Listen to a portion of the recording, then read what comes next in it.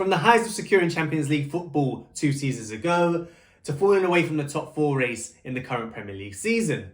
So what's gone wrong at Newcastle? Was the 4th place finish too good to be true? Or should we expect more from Howe and the squad at his disposal? And are things really as bad as they seem? As a lifelong Newcastle fan, I've been looking forward to analysing this season's performances, and I'll be looking into 4 key reasons behind Newcastle's struggles this season. And there'll be a bonus segment on what Newcastle need to do to stay in the hunt for Europe, as well as answering the key question, how safe is Eddie Howe as Newcastle manager? And to answer that, the important question to ask is, are Newcastle really off track? And the answer is, kind of. I've looked into the points per game required to finish in the European places over the last 3 seasons. And when you look at the data, you can see that to finish 4th place, you had to average 1.84 points per game, which is around 70 points at the end of the season. All the way through to 7th place, which averaged around 1.55 points per game to achieve, which was around 59 points per season. And after that impressive win against Arsenal, Newcastle racked up 15 points after 10 games this season, which would average around 1.5 points per game. And if you look back at the European spots, that would lead to them being just behind the hunt for 7th place. And although they need to improve the consistency and quality of their performances in the upcoming games, over the last 2 games against Chelsea in the Cup and Arsenal at home, they've sort of returned back to the form that we expect from Newcastle this season. And those wins against Chelsea and Arsenal did not come out of nowhere. Newcastle had been improving as the season has progressed. And if you look at the XG versus XG against graph that I've got here, you can see that they struggled early on in the season with goals against Bournemouth and Fulham going above 2 expected goals per game. But as you can see from the graph, they've gradually decreased the expected goals against, especially against Manchester City, Everton and Brighton in the past few games. And the XG for Newcastle has steadily improved, recording above 2 against Everton and Brighton. However, we can see that Newcastle still aren't in full flow and at the standards that Eddie Howe would want from them this season. And there are 4 reasons that I believe Newcastle has struggled to get up to that standard so far. And they are the lack of goals, Eddie Howe's tactical evolution, the squad planning from previous transfer windows, and specifically the summer transfer window that just passed. And the first one to jump into is the lack of goals. And if we look into the attacking data from the last 3 seasons for Newcastle, you can see that this season has been a struggle to create and take their chances. And if we look at the breakdown of this season versus the past 2 seasons, you can see that Newcastle have never struggled for goals. The goals per 90 was around 2.24 last season, and the XG created was around at least 2 goals, which would have had them in the top 4 for the attacking metrics. And if you look at this season's statistics, you can see that they're averaging 1 goal per game, which has them at 16th place. You know, that's close to relegation form. And if you look at the XG created versus the goals that they scored, they've underperformed this season. They should have scored at least 5 more goals than they currently have. And if you look at the shots per 90, the shots on target and the goals per shot, it's relegation form in terms of the underlying metrics. And there are 2 moments that typify Newcastle's struggles in front of goal, and they led to drop points against Everton away and Brighton at home this season. As you can see from the stills, there was a key chance for Anthony Gordon in the Everton game, set through on goal late in the game, just on the right-hand side of the box. And from this position, you expect them to at least work the goal, make the keeper work, try and get it on target. But Anthony Gordon blazes this shot over the bar. And the second instance happened at Brighton at home. Great bit of build-up play. Ball threaded through to Isak, 1-on-1 on goal. And we usually see him deadly from these positions. He doesn't mind taking it around the keeper or just finishing from that position. And he hits it straight at Verbruggen. And if you look at the importance of these situations in those games, Anthony Gordon missed the penalty. But if he tucked this away, Newcastle could have had an extra 2 points in that game. And the Isak chance was even more important, because Brighton went and scored just at the other end straight after that chance a few minutes later. So it's important that Newcastle rediscover that attacking threat in front of goal, being able to create and take their chances as and when they come. Now, if you're enjoying this video and the analysis content from my channel, make sure to like and subscribe, and stay tuned for a bonus segment on what Newcastle have to do to stay in the hunt for Europe. The second struggle that Newcastle have faced this season is Howe's tactical evolution.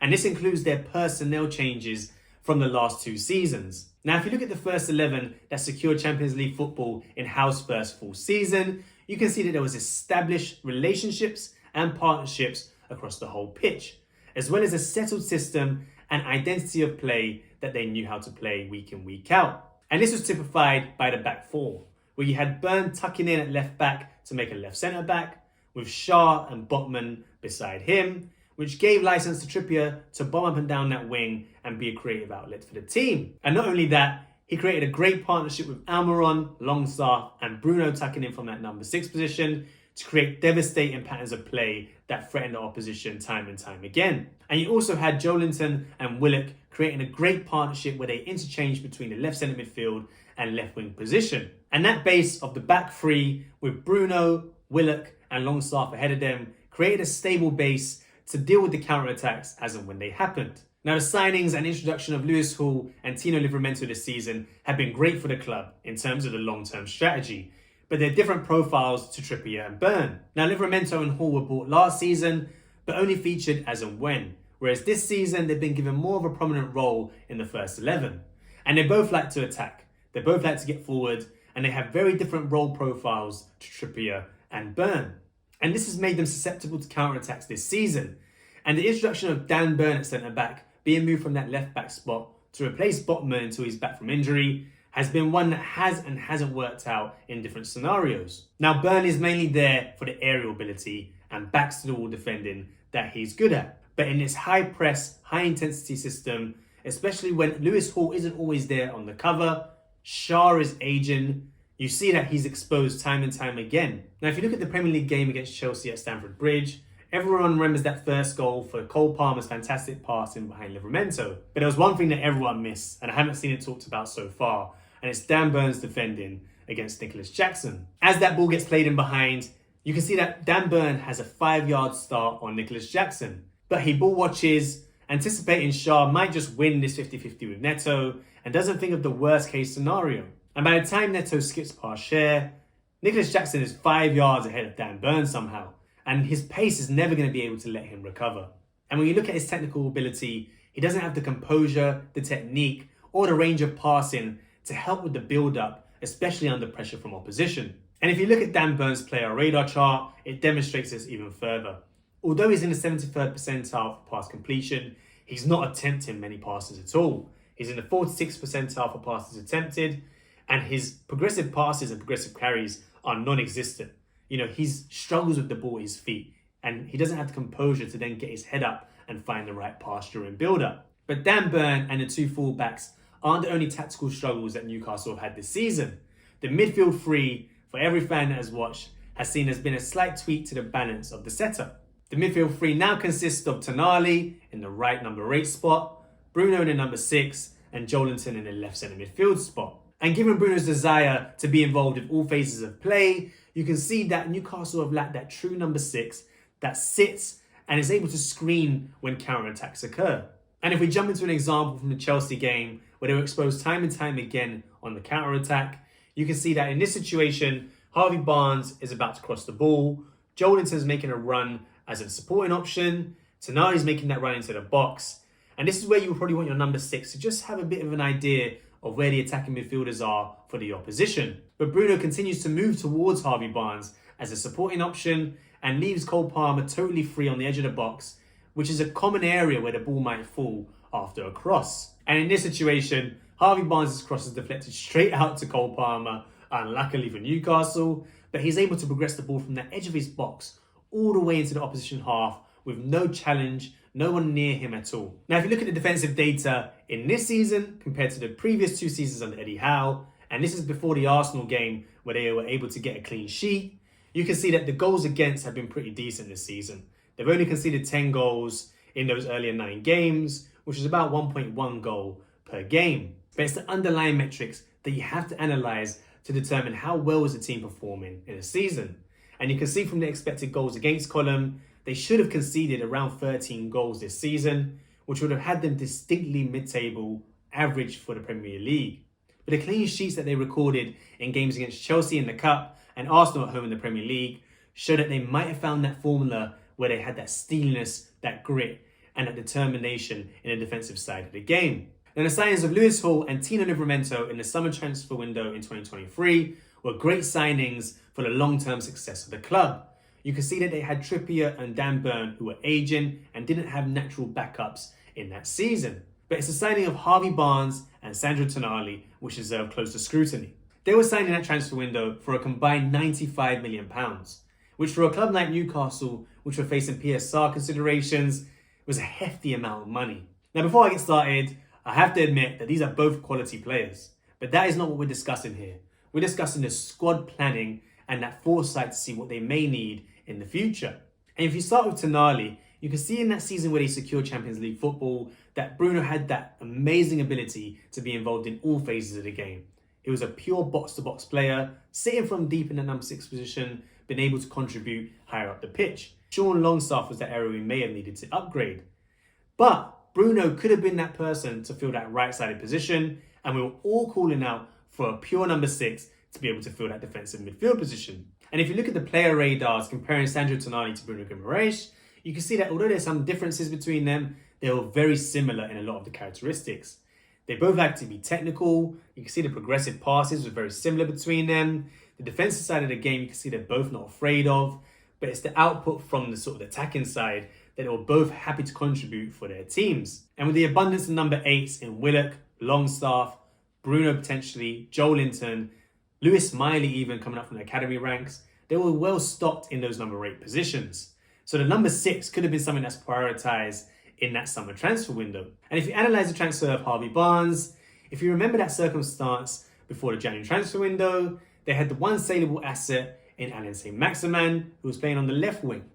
And they brought in Anthony Gordon in the January transfer window before that. Although they loved his versatility, I'm not sure they knew exactly where they wanted him to play. If they planned ahead when they bought Anthony Gordon and saw his natural position ending up in the left wing spot, they could have prioritised the right wing position, which is a much needed area of improvement in the first 11. And when you look at the PSR considerations that were repeatedly spoke about over the summer transfer window, the right wing spot and the centre back spot have been long needed additions to the first 11. And if we talk about squad planning and PSR, you have to talk about how bad Newcastle have been at selling players. They desperately had to sell 2 young exciting talents in Elliot Anderson and Yakubu Minte in the 2024 transfer window, when they had the likes of Almiron, Wilson and Trippier to a lesser extent, who could have been sold for their funds. And if you look back at a quote from the sporting director Paul Mitchell during the transfer window, he said, "We didn't have the sales window we thought we would have, and we have to look at that strategy. You look at the money we've invested up to this point, which is £250 million net. It's a lot of money, and we haven't sold a player during that time, barring what we were forced to do through PSR."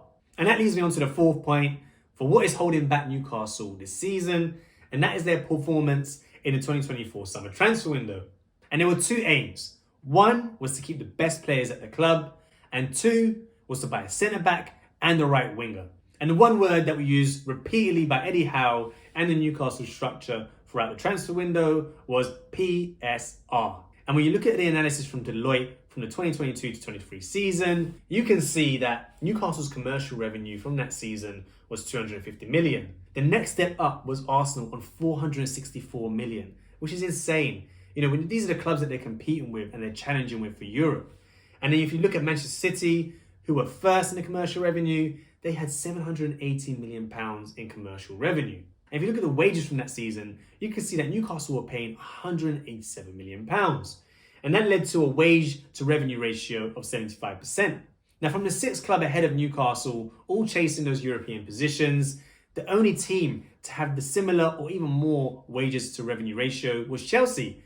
But they had a far higher level of quality in their squad to play with at that time. And if you look at the rest of them, they're floating around the 50 mark and even 40% mark for Tottenham Hotspur. Now that leads to far more room to grow your club from a wage perspective and on transfers. But even this PSR position doesn't explain their failure to secure a centre-back or right winger in the summer transfer window. Now Fabian Schär has been a great servant to the club and has shown great quality over the past few seasons. But Newcastle have long needed a right centre-back to take over his spot for the long term. And with Schär aging, Dan Burn is the next backup option, Botman and Lascelles with ACL injuries, it was imperative, a must-do transfer for Newcastle to secure a centre-back. And even when you look at the right wing spot, Newcastle have persisted with Almiron and Murphy over the past couple seasons.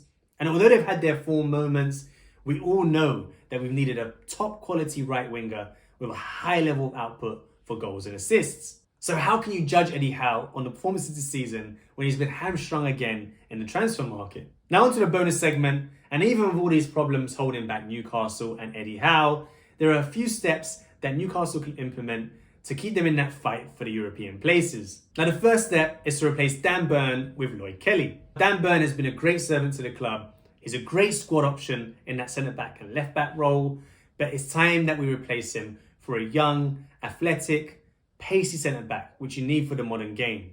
Now Newcastle might be going for a centre-back in the January transfer window, but if Lloyd Kelly could jump in and steady the ship until Botman's back, they may be able to delay that transfer into the summer transfer window. Now Lloyd Kelly started against Chelsea midweek in the Cup, and he had all the characteristics to start in that left centre-back position in the Premier League. And you can see from this example here, João Felix carries the ball up the pitch and passes it out wide to Mudryk. Fabian Schär gets caught ball watching and moves towards Mudryk, and João Felix finds a nice pocket of space in behind Schär. As the ball gets played by Mudryk in behind Schär to João Felix, Lloyd Kelly recognises the danger immediately, leaves his man in the box and flies over to make a vital block and prevent a certain one-on-one chance with Pope. His pace, athleticism, defensive nous and his comfort on the ball is what Newcastle have been missing from the centre-back position. And he will be a great upgrade on Dan Burn and helping that push to maintain the European places. The second thing Newcastle can do is prioritise right winger. And I don't mean buy someone in a January transfer window. Anthony Gordon can offer that natural right footer with pace that can take on a man, cross the ball and be a goal threat in the box. And a front three of Anthony Gordon on the right, Isak down the middle and Joelinton or Harvey Barnes on the left wing is a potent attacking three to help Newcastle improve their attacking metric and lack of goals this season. And the last thing Newcastle can do to improve their chances of Europe, probably more in the longer term, and it's something that we all don't want to happen, but PSR is handcuffing clubs left, right and centre, is selling one of the big stars. You can see Aston Villa sold Grealish, West Ham sold Declan Rice, and it's about how you use the money after, but the main thing is that you have a vast amount of money to improve different areas of the squad. And I'm not going to sort of guess which star should be sold, but the likes of Bruno, Isak, Gordon signed a contract, but you never know longer term what could happen. These are the kind of players that might have to be sacrificed to be able to be successful in the longer term. And lastly, should Howe be under threat or at least questioned in his position? But my personal opinion is Howe should be going nowhere. He has the perfect blend of man management, coaching ability and tactical acumen to be able to progress Newcastle as long as he's supported by the club. The performances would have to be way more inconsistent and the results far worse to be considering Howe's position. Given where Newcastle started and what he's taken them to, he has a whole amount of credit in the bank that we should be able to use in times like this when things get a bit tough. And with the right changes that have been analysed in this video, they could still be in the hunt for that top 4 or top 5 position if they can maintain a consistent level of performance. So let me know in the comments, what do you think Newcastle have to do to maintain that push for Europe this season? Are you happy with Eddie Howe and his performances this season? Is he the man to take Newcastle into the long term? And if you enjoyed this video, make sure to like and subscribe and hit that notification bell. And watch a few of my previous episodes here and here. And I'll see you in the next episode of A Game of Two Halves.